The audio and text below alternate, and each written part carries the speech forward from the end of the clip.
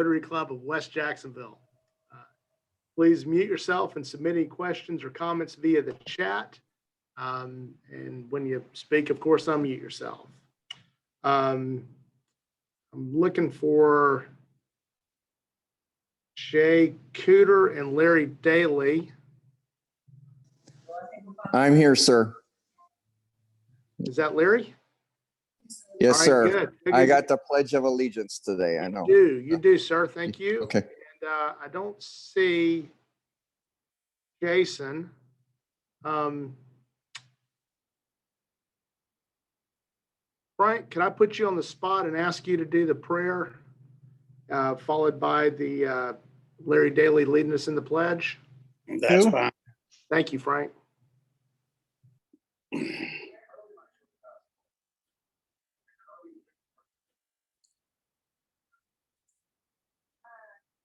You ready for it? Yes, sir. Okay. Please bow your heads with me. Dear Heavenly Father, thank you for this beautiful day we have today. Thank you for our Rotary Club and all the help that we can do. Thank you for past President's dinner last night. We had a good time and everybody got to speak their words. And thank you for this food we have before us. Amen.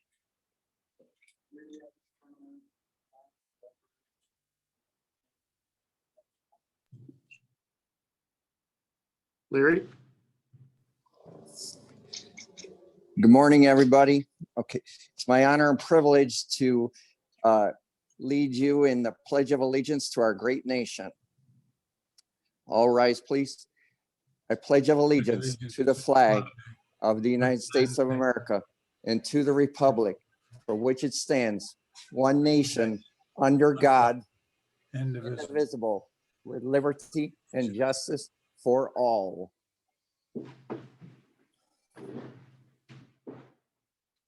Thank you, Frank. Thank you, Larry.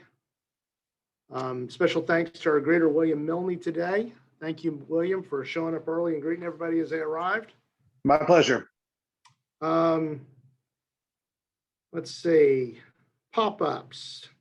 We want to be sure that we're registering RSVPing on DAC-DB for future events. They're all listed. All the events are listed. Please register. It's really important for us when we do live meetings like we're doing next week to have an accurate head count so the club can be ready for us. Is Mike Prendergast or Mike Crumper on today? Okay, they've set up a project at the Community Health Outreach. We'll be working the drive-through. Oh, Mike's in the chat room. Mike, you want to share? Mike, I don't know, but in the past, Mike's not been able to respond. That's right. So, so we'll have Community Health Outreach will be doing the food drive Saturday morning, April 17th. It'll be a farm share event. The difference in the farm share event and the regular CHO on Saturdays is about 200 families. Instead of doing 250 to 300 families, the farm share event will have over 500 families. That's a lot of cars to come through that line. So they'll need volunteers and help. So mark your calendars for April 17th. Next week, also for Community Health Outreach, we'll be collecting diapers again like we did at the St. Patrick's Day event. So just stop by the store whenever you're at Winn-Dixie or Publix or whatever. Just go to the diaper aisle and pick up some diapers and throw them in the car. Remember to bring them next week, and I'll collect them and take them to CHO. Is Carter Rosenblum on? Okay. He's going to have a pop-up about the River Highway cleanup. We'll get you more information on that.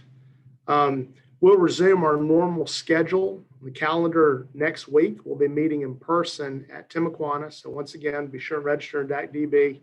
Our speaker will be our own Marshall Butler.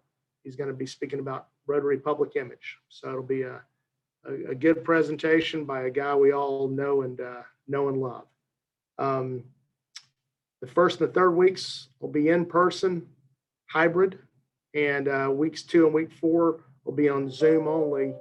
And I think the President Mary Pat's committee's real close to getting a final suggestion to her about a full-time schedule. So that's coming too. So stay tuned for news about a new schedule going forward.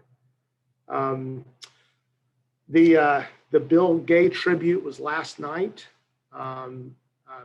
It's still up on YouTube. I think Will Croft just put the link in the chat room. So if you didn't have a chance to attend that special event last night, be sure and watch it on YouTube. And I believe the service, there's a service this Saturday. I don't know if Will wants to, like commercial. I don't know if Will Croft, would you like to share any more details about it, or Dane?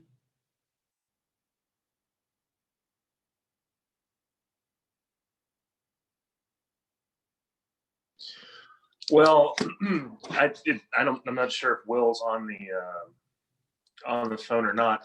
And it's the same church, if I'm not mistaken, than the one that Mr. Hauser was laid to rest in. So it's the name is escaping me at the moment, but it's right there on St. John's Avenue where Lakeshore and San Juan cross. So it's going to be St. John Presbyterian. Yeah. Okay. So that's it.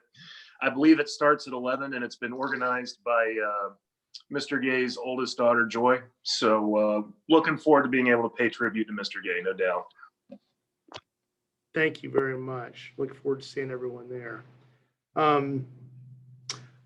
Also, another announcement, President Mary Pat is working with Mike Fish and the Boy Scouts to host an event May 1st. So mark your calendars, May 1st. We'll have a presentation next month prior to this event. It's going to be at Camp, I can't ever say it, Ectotoctity. Yeah. The camp, the Boy Scout, here, there, Stu, help me. Echakatee. Easy for you to say. Okay, Yeah. 10-4. So it's going to be at the Boy Scout camp at Chocotee, and May 1st. It's in Orange Park. It's right on Doctor's Lake. It's a beautiful, beautiful camp. We toured it last week. I'd never seen it. And we're going to have, it's going to be for families. Bring your kids, bring your grandkids, spouses, friends, neighbors. We're going to invite other clubs, maybe even invite Downtown Club if they're really nice. So the Boy Scouts are going to host us. It will be from 3 to 7. We'll have canoeing, swimming. The Boy Scouts are going to cook out. There's a BB gun range, there's archery, there's all sorts of stuff to do. It's a lot of fun. And we will end the day in the Bill Gay Pavilion. Bill Gay donated and built a pavilion about 10 years ago, I think, that is used by 4,000 Boy Scouts annually. And it's showing its age a little bit, needs a little repair. So we're going to talk about doing that as one of our projects for next year. So come out, have fun. It's going to be a really good family event, and you can see the project that we're talking about, and everybody have an opinion on that. Also want to give a shout out to Kevin Hurd. Kevin gets the West word out every week without fail. Has the links in it, has all the information in it. It's a very thankless job, so I want to give a special shout out to Kevin Hurd today. Is Lee Davis on for Family of Rotary?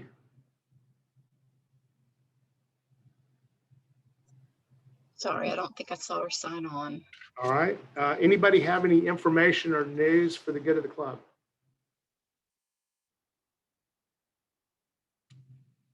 I know that I just discovered last night when I saw him that Jerry McCool had been at the hospital for a couple of days, but he found out there was a steak dinner at Timuquana last night, so he got out and made Timuquana last night. So we're really happy to have Jerry back and healthy and doing well.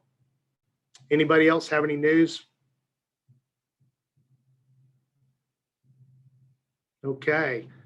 Sergeant of Arms, Dane Jensen. Any announcements, guests, visiting Rotarians? Thank you, President-elect Ike. Good afternoon, everybody. I hope everybody's week is off to a good start. Please join me in welcoming Pete Shutters, who's visiting from the Mandarin Club today. But brief report, President-elect Ike. I think that's about all we've got. Let's see. Mike Crumpler just wanted to say Stanley Cantor is the oldest member of our Rotary Club. Now, is Stanley older than Clayton?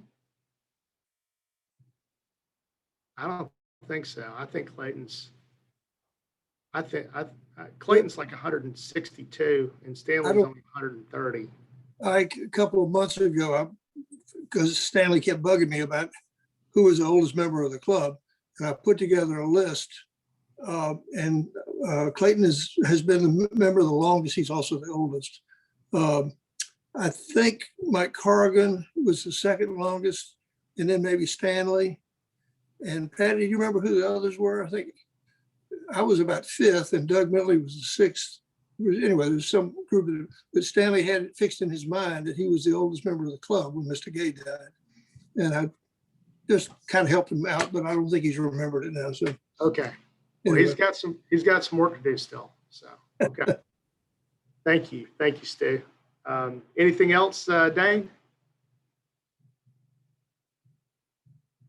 All right. So if there's no other announcements, I'm going to introduce our speaker today. Our speaker is Dr. Justin D'Orenzo, clinical and forensic psychologist. Dr. D'Orenzo is a transplant from Cincinnati, Ohio. He's a Bishop Kenny graduate and husband to Erica Obi D'Orenzo, who's also a BK graduate. He is the father of 4 children, ages 11 to 16. Dr. Justin D'Orenzo is a board-certified clinical psychologist. That is a distinction held by only about 5% of psychologists nationally.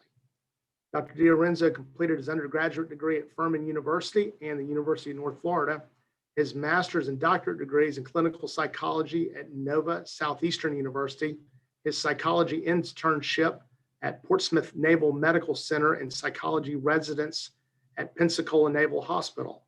He had an extensive military career with the U.S. Navy, holding key positions in NAS Pensacola, Guantanamo Bay, the USS Kitty Hawk. Since leaving the Navy in 2008, Dr. D'Orenzo established D'Orenzo Psychology, a comprehensive psychology practice based in Jacksonville, Florida, with offices in San Jose and Town Center. The practice is comprised of 4 psychologists, 1 attorney, 3 clinical social workers, a mental health counselor, and a tutoring specialist.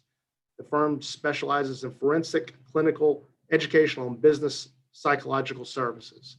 And what this doesn't say on his bio is he's a fantastic husband and father and a really good friend.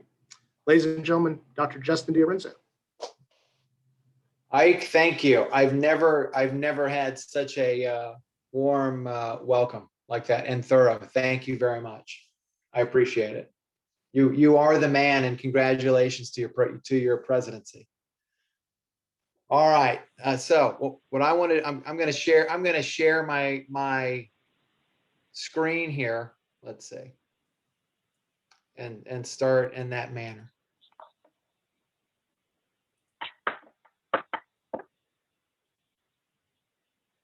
All right.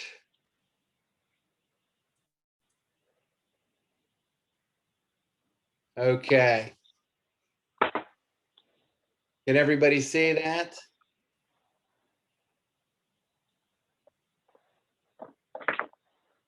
Can you guys hear me? We're good. Okay, everybody's good. All right. So I think it was back in 2009 that I came to Rotary West and spoke about my experience as a detainee psychologist in Guantanamo Bay, Cuba. I know some of you guys look familiar. How many of you were members back in 2009 that may remember that? A few of you guys. Okay, so I did such a good job. It was like, 12 years that you guys had me back. So I appreciate that. It's great to be back. So what I want to thank Ike, of course, and I want to thank Patty also for setting this up. And then I think that I'm supposed to thank Gigi Carroll, because Gigi, you're with JEA. Is that right? Yeah, Yes. Okay, because I'm here. I opened up a new office in Lakewood at the corner of University and San Jose on March 1st. And yesterday we had raw sewage coming into our building. Oh, But no. there were only a few patients in, and actually one of the psychologists was in the room, and water started seeping through underneath the door. But I opened up the release valves outside. I called JEA, and they were there in like an hour and unclogged the lines. There happened to be a clog behind Winn-Dixie across the street, so not something. Fatbergs are real. Oh my gosh. Yeah. So thank you very much. It all worked out. So Oh, I'm so glad. thank you. Yeah. Thank you. One of those uncontrollable things. So, all right. So you guys, so today I'm gonna talk to you about a book that I'm just finishing up. And I'm gonna be a little controversial, right? Which should be exciting, but it could ruffle some feathers too. But it should be interesting. And the book is about mate selection, and I've done a lot of research about it. And I just actually finished the conclusion on Monday. I've been working with a ghostwriter in Tampa to do this book over the last 6 months. And even though I have really done the majority of the work, because it's been hard, I'm kind of a control freak. It's been hard for me to let go of to give her all the freedom. And there's been a lot of research in the book. So my next step is to get it published. So, but I want to talk to you guys about the book and about the data in it, because I think it can help all of us be better partners in a relationship, but also if any of us find ourselves to be single and dating again, no matter what age, the data is really, really important. So, I got, and I want this to be interactive. So please, if you can, take yourselves off mute if you can. So I want to know from you all what traits you think are sought by males and females. So if there are traits that are sought equally, or if there are different traits that males and females universally search for. Can I get some answers? Let's start with males. What are guys looking for? Mike Crumpler put in honesty. Honesty. Okay. That's what guys are looking for, honesty. Okay. Anything else? Sense of humor. Oh, man. Okay. What else? Give me a couple more. Cute figure. I didn't hear that. Cute figure. Okay, cute figure. Wow. Stability. What was that other one? Stability. Stability. All right. All right. What are ladies looking for? A U.S. Marine. Oh, wow. A man in a uniform. Okay. What else? Gigi? I'm going to say I have to agree with honesty, but also empathy and open communication. All right. Okay, very good. Can I get another? One more. Jackie? Danny? Sympathy. Sympathy. All right. All right. So let's move on to the next question. What is the greatest predictor of marital success or relationship success?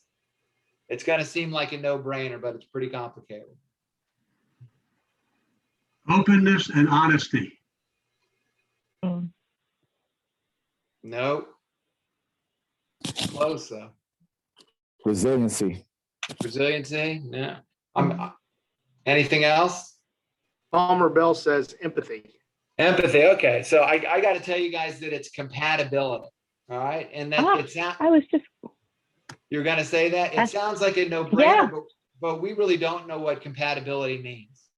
Even though we're wired to find it, we often make lots of mistakes. And in my work, I'm often faced with people that should not be together because they're incompatible, even though they feel like they are. So what I'm gonna show you guys what all the research says about what compatibility looks like, okay? As well as what it looks like when one has certain mate value. So, and I'm hoping that we're gonna increase your awareness to improve, yourself in the relationship. But my whole point in my book is that we have skin in the game. Like, we're responsible for being the best partner, enhancing our own mate value, and then making sure that we're methodically picking the right person. We're using logic instead of just how it feels. So the relationship landscape. So this is a Pew 2019 study. 18 to 29-year-olds, 86% of them think that they're going to be married for 20 years. But we know that only about half of them make it. So most people go in with good intentions. And we know that 90% of people, they marry for a formal commitment, as well as to enhance the connection in the relationship. It's very different from those people that cohabitate. People that cohabitate, it's usually out of convenience or for financial reasons. Now, the dating pool has greatly changed, and anybody that's dated any age knows that it's different. Where a lot of it is done online, where there's total access. And in the ancestral environment, your whole life, you probably had 25 possible partners. And now you have millions of partners. And usually you dated somebody that was next door in the neighborhood that you really knew everything about. Now we're dating people from different cultures, different ethnic backgrounds, different races. Even now, 1 in 6 people are married to somebody that's in a different race. I'm married to an Arabic woman. My wife is Iraqi, and there's a lot of cultural things that I've had to learn about. So it certainly makes marriage more complicated when it's global, but that's okay as long as there's other things that seem to be working. Love today is a choice, and it's about relationships are about love. It's not about making some type of economic decision or political contact. Now, the killers for relationships: conflict, poor communication, money, and boredom. Okay, are really the killers. But if people are compatible, it's a lot easier to work through those or even avoid some of those problems. Now, when I started doing the book, I started doing web searches about how to fix or improve the relationship before I really started doing the scientific research. And it really just seemed like, things like empathy, honesty. It was like really telling you what to do, not who you should be with in a marriage or in a relationship, which I thought was really disturbing, because a lot of it is about who you are and then who you're picking, more than just like putting a square peg in a round hole and trying to jam it in there. That's not how you have a successful relationship.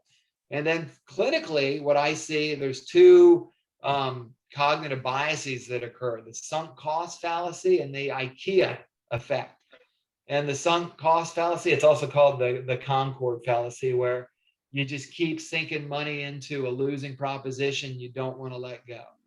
And then the IKEA effect is that we value things more that we build. So even if, I love IKEA furniture, but some of it's not so great, but we value it more because we put it together, even if it's not so full of quality. And those things operate in bad relationships. We don't want to let them go. We think they're better than they are. But again, compatibility is king or queen. And then, so, you guys are all in business, and we think about when we're hiring somebody or we're making a decision, there's all kinds of analytics that go along with it. Is that a question? No. Okay. So in business, there's all kinds of analytics that go along with it, but in relationships, it's often about a feeling, how I feel. And we even have, Warren Buffett. He talked about who you marry, who you pick as your life partner is the most important decision for your future. And a Carnegie Mellon study with a bunch of psychologists looked at spouses and choice, and who you pick determines who your friends are, how much money you'll make, how happy you'll be, and even your physical health. So we gotta pick right. You think about, a power couples. I mean, we can all be a power couple if we're improving ourselves. So like, why else write this book? I do lots of custody evaluations. You guys can talk to Jay Henderlight about that.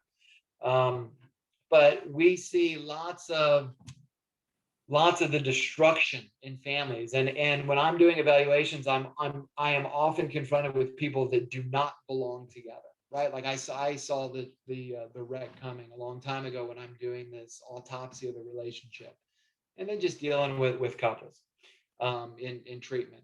And again, most people base the decision about how it feels. Like, I just love them, it feels right. And our feelings we are hardwired to have feelings to make quick decisions, but it was for that ancestral environment. And again, we had just a small tribe, and with 25 potential partners for our whole life. So usually feelings got it right, because there weren't a lot of people to pick from. But now feelings often make lots of errors. And then, the other piece, why I love my work in terms of working with couples, whether it's forensic, doing custody and helping families, or even working with couples individually, is that, you have the micro effect of helping the couple, and then the macro effect of impacting generations. If you can help a couple have a healthy relationship, and then they create healthy kids, and cascades from there. All right, so my sources and discovery. So I looked at the evolutionary, psychological, scientific research, other psychological and social science journals, some of the medical journals. And I found that there are, in fact, now certainly there's a huge variety of people. But in psychology and medicine, when you're doing research, we're comparing averages. So the averages from different groups, and we're looking for statistical differences. So, but universally, there are traits related to mate value, like how much am I worth in the dating pool, and then also there are universal similarities and specific traits that lead to compatibility and happiness. And I think it's really important for people to know them, because when we say like what's compatible, it's hard to really know, and we need to rely on the data, especially if we're making the most important decision of our life. And again, we're in the driver's seat. We have to control the feelings and make sure we're making sound decisions. Now, a big part of this is in terms of dating and love, a lot of it is based on evolutionary psychology.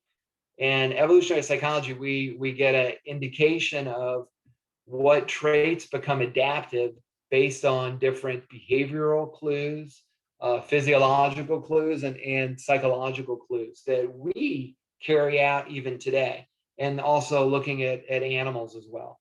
And what happens is, over time, that each gender has a certain preference for certain traits, and then those traits are chosen, and then they get passed along to the next generation with even in a heightened expression. You think like a peacock.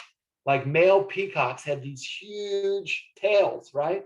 That they often fall prey to early predation because of those tails, but also the ones with the biggest tails get the most female peacocks, okay, to mate with. So because that is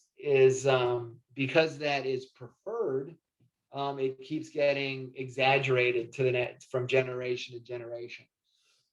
But also know that within each gender, also those genders are competing for different traits on the other side of the gender. So, but as a result, men and women, depending upon what kind of environments they're faced with, or different situations, men and women can both have short and long-term mating strategies. even though men are more adapted to more short-term at times and women more long-term. So, and I know that is somewhat controversial to say, but that's really what the science says. Now, in terms of what, I'm checking my time.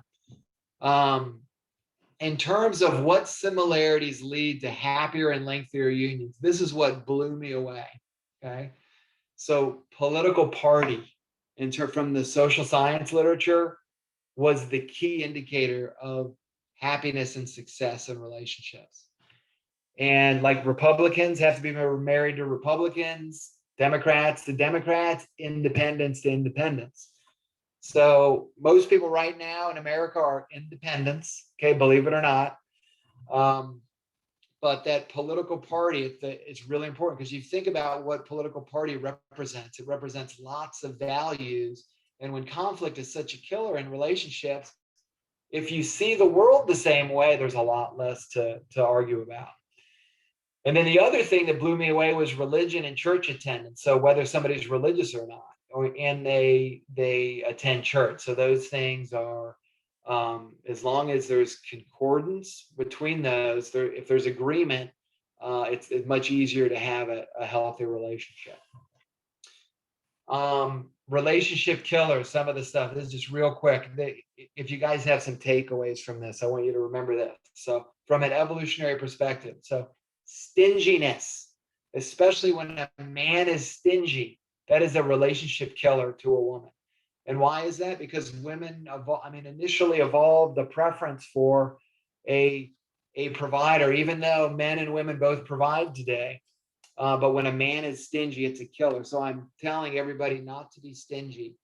And we also know that even in like very egalitarian countries where there are very successful women, like in America, status is even more important often for them from an evolutionary perspective. So that doesn't necessarily go away.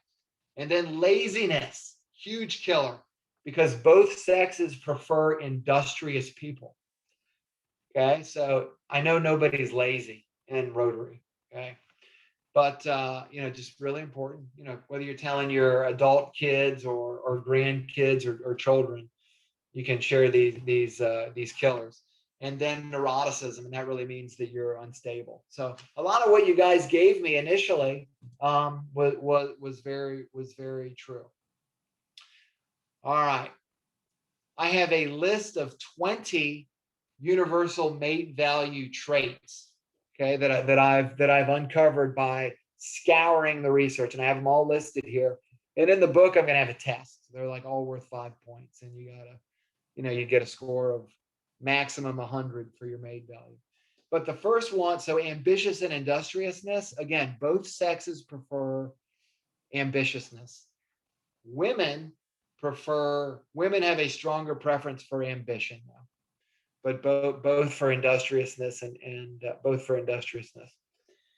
And then both genders have a preference for kindness. Now, unfortunately, this is a luxury type trait, because in many cultures, kindness is something that people don't receive in relationships.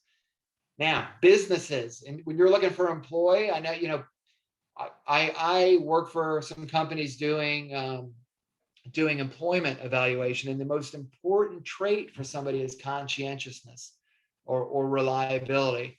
And it's the same in relationships. It becomes really important. You got to have somebody that follows through. And I think about couples that I work with where you have one person that is totally adept at life and the other one is inept, right? And it causes lots of conflict. And then having a secure attachment, meaning that you're not emotionally dependent on the person. So, in psychology, we have avoidant, secure, and insecure attachments, but you want to have a secure attachment with yourself. And a lot of that you get from being raised in a healthy environment or also from lots of years of therapy. And then you want to be free of mental health problems if you can. So it's a leading cause of depression or of divorce, depression and alcoholism being the big ones. But also it's interesting, people with mental health problems often match up with the same mental health problems. So it's probably about being able to see the world and having empathy, being able to see the world similarly and having empathy for the other person. And then high self-esteem, really important to have somebody that feels good about themselves, and confidence. And often narcissism plays into here. And I want to tell you guys, there's two components of narcissism, because we've all heard about that. And often people that are, are in charge of a company or your business, your husband or wife may call you selfish and narcissistic and, being self-focused at times. But there's two parts of narcissism. One is bad, one is okay. The bad part is rivalry. And that's where you're constantly trying to exploit people and climb on top of people. That's bad in relationships, because those people do that to themselves or to their partner. The self-promotion part, as long as it's within reason, that's healthy narcissism. And then agreeableness, you want to be able to get along with people. Intelligence, to have good mate value, you want to be a smart, at least above average or at least average intelligence. Commitment is important for men and for women.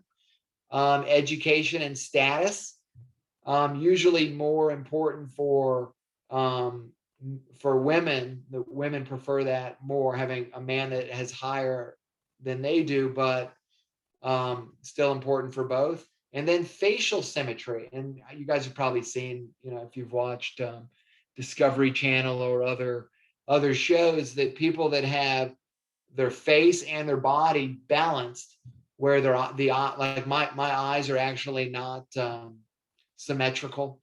I have some other parts of my body that are not perfectly symmetrical, but when somebody is symmetrical, that is most attractive. And really, symmetry represents health, and it also represents average, because if you superimpose a bunch of pictures on top of one another, that would be an average face, and that would look the most attractive. And then I have to tell you all too, in terms of attraction, if we had a bunch of pictures imposed if you're heterosexual, you have a bunch of pictures superimposed on top of one another, and then you superimpose a picture of yourself on that, you would say that person is even more attractive. And then if you had a picture of your parents and you superimposed your parents on there, you would say, wow, they're really attractive. Okay, very interesting. And then in terms of physical body, so women prefer a V-shaped torso of a man, and then men prefer it's a 0.70 waist hip ratio, and that's somebody that it's usually a young, youthful look that is it represents fertile, just like having a healthy body mass index indicates that a woman is not pregnant, and that also is a healthy person and probably fertile. Just like the V-shaped torso means that there's a strong person that can protect and also produce. So some other items: a place to live, important for mate value, having a job, having transportation, and then being extroverted. Men and women prefer somebody that can go out and meet people and make connections and do things. Openness to experience. So life is full of challenges, and you can't wince when there are changes. And then being low on neuroticism. And then tall and youthfulness. So for women, now I'm 5'10", but, and this hurt me when I read this, but even though I knew it was true, but 80% of online dating ads that women produce, they're looking for a guy that is at least 6 feet tall. Now, the positive thing was that I read that there are other things that make up for that, like ambition, status, education, and things like that. And then, men preferring youth. I mean, even if you're looking at marriage, like the first marriage, are generally 3 years apart. If a guy gets remarried, it's 5 years, and then married again, the third marriage, he usually marries somebody 8 years younger. And then you gotta be funny. People love funny. I mean, that increases your mate value, having humor. Because we all like to laugh, and humor is actually a sign of intelligence. Do I have any questions about universal mate value? I know you guys are thinking I have all of them. I'm amazing. Any questions? Am I offending anyone? No, no, the chat's very active. Okay, I'm sorry that I'm not even seeing the chat. Uh, I probably don't want to see it, right? It's pretty funny. Just try for it. Okay, just keep going. You did good. All right. So here are the factors of compatibility. So you would do this with your partner to see how compatible you are. And again, this is based on me scouring all the research about what makes a relationship work. Not just work, but have longevity. That means 20 years, at least 20 years, and also people that report being more satisfied when they share these traits. Now, secure attachment. That means both of them have a secure attachment. They're of course they're emotionally dependent upon the other, but they're not upset when one goes out of town, right? Or talks to their friends, or it pulls away in some way to go to work. It's best when both are secure. If one is insecure, it's okay. It's not ideal. Avoidant is not so bad, but again, you want both secure. Similar political beliefs, similar beliefs around religion and church attendance, similar education, similar relationship role expectations. I mean, here's another killer. Here's another that gives me lots of business. People coming into the marriage and they never really talked about who was going to do what.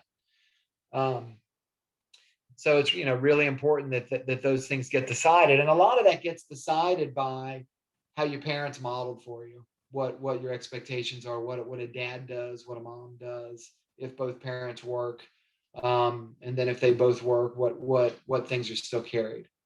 And then similar age. Most people that are in the happy relationships, they're within about a 3-year gap.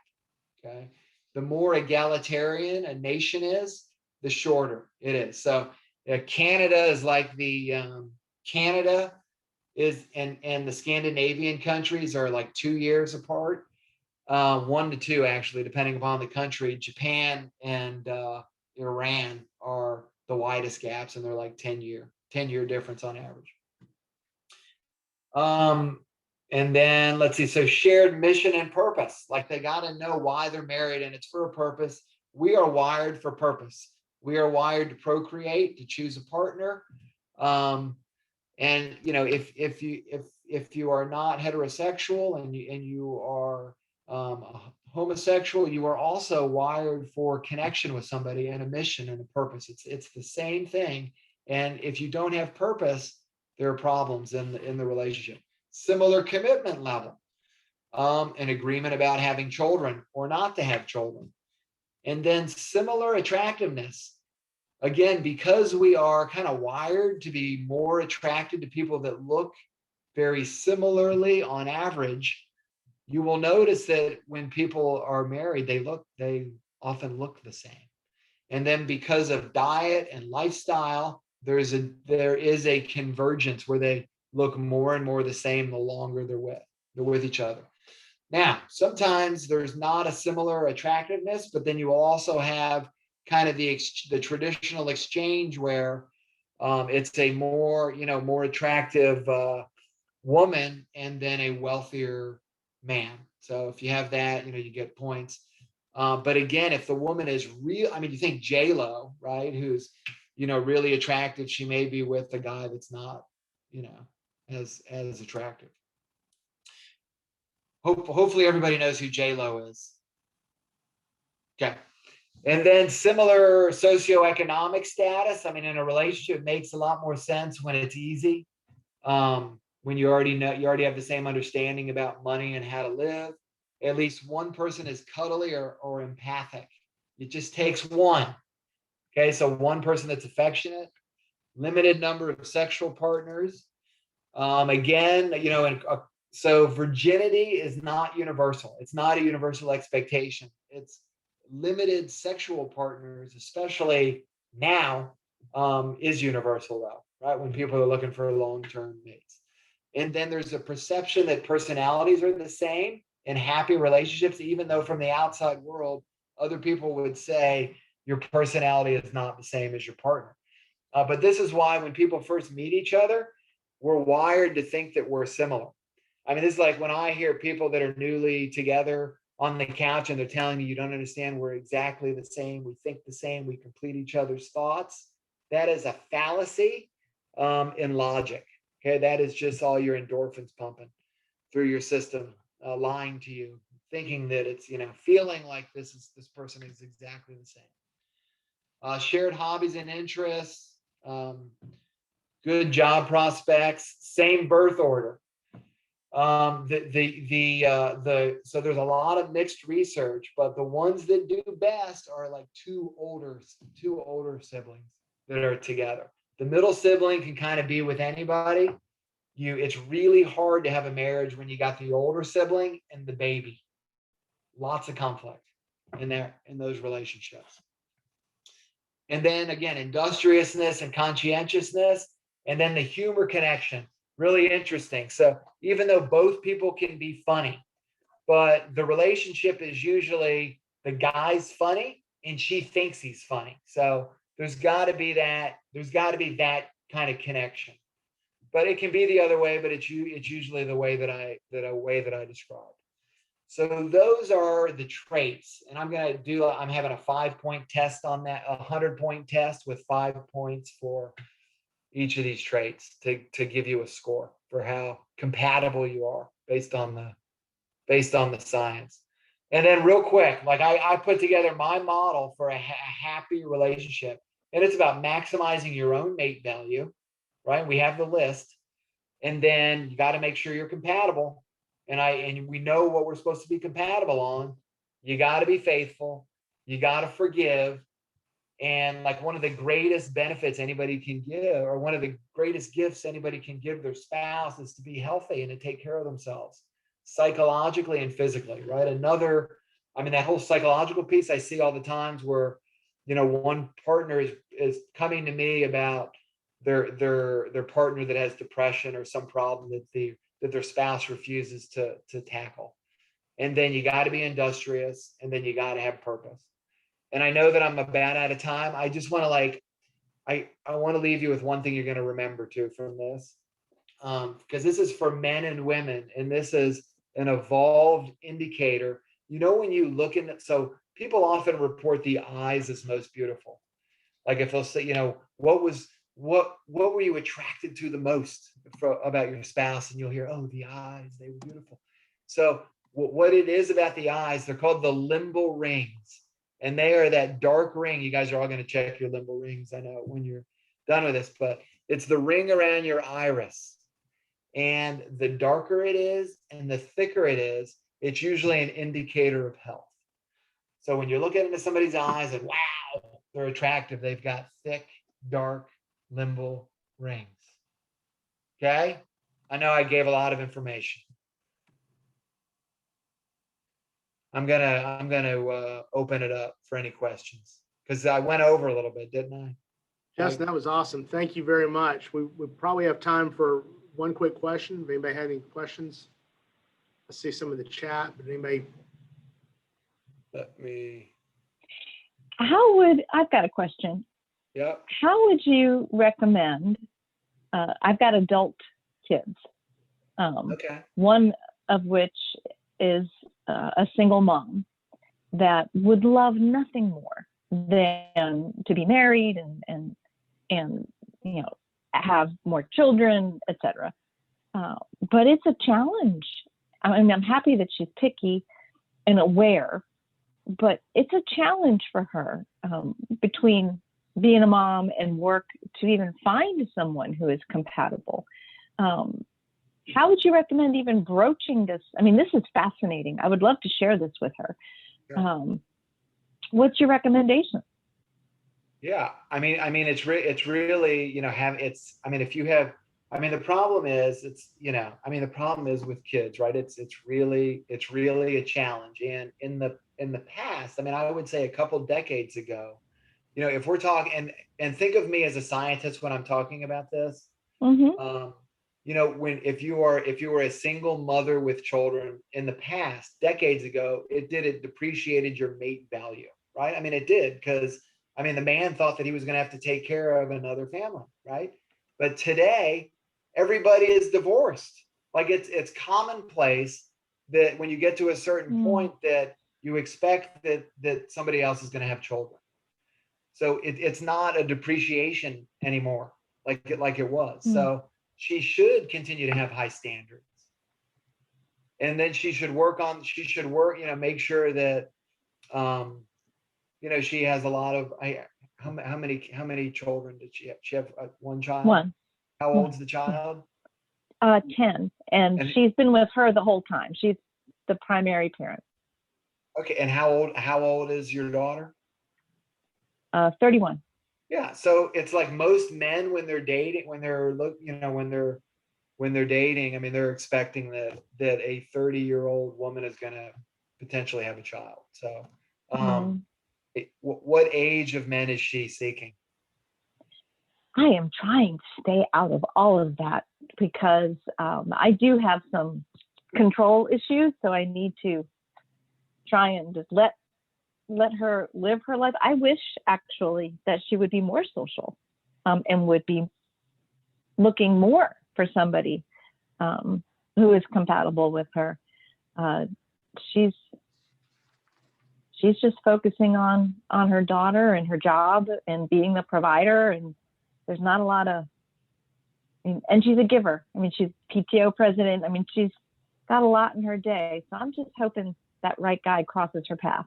Right. It's hard to fit all of that. I mean, fit everything in. And you know, because I often, if somebody's coming to me about that same issue, I'm often telling them to, you know, try to find someone who has lost their spouse though too, you know, rather than try to avoid guys that are a product of, or, you know, that have kids where there's divorce and there's conflict and all of that. You know, try to find you know, putting a widow and a widower together in some way, so you're avoiding those issues. But I mean, I would, you know, maintain the standards, and I know it's really hard to be dating right now with COVID, even though people are having virtual dates and things like that. But you know, just keep her standards and just be open and be honest too on if she is using her dating profiles, because that is often, people get more upset when they're faced with any kind of dishonesty or if somebody's exaggerating anything on the dating profile, because we're all looking for truth. We're all looking for honesty. Justin, thank you so much. Sure. We really appreciate you being here today. Thank you so much. I'll let everybody know when the book comes out. We'll be looking for that. So congratulations. Thank you. Next week, once again, our speaker is going to be Marshall Butler. Be sure, and it'll be live at Timuquana. It'll be hybrid. So be sure and go into DB and register if you're going to attend live. Gigi Carroll will lead us in the four-way test. Okay. The four-way test are the things we think, say, or do. First, is it the truth? Second, is it fair to all concerned? Third, will it build goodwill and better friendships? And fourth, will it be beneficial to all concerned? Thank you, Gigi. Our quote of the day is from John Wesley. Do all the good you can, by all the means you can, in all the ways you can, in all the places you can, at all the times you can, to all the people you can, as long as ever you can. Have a good week. Thank you. That was great.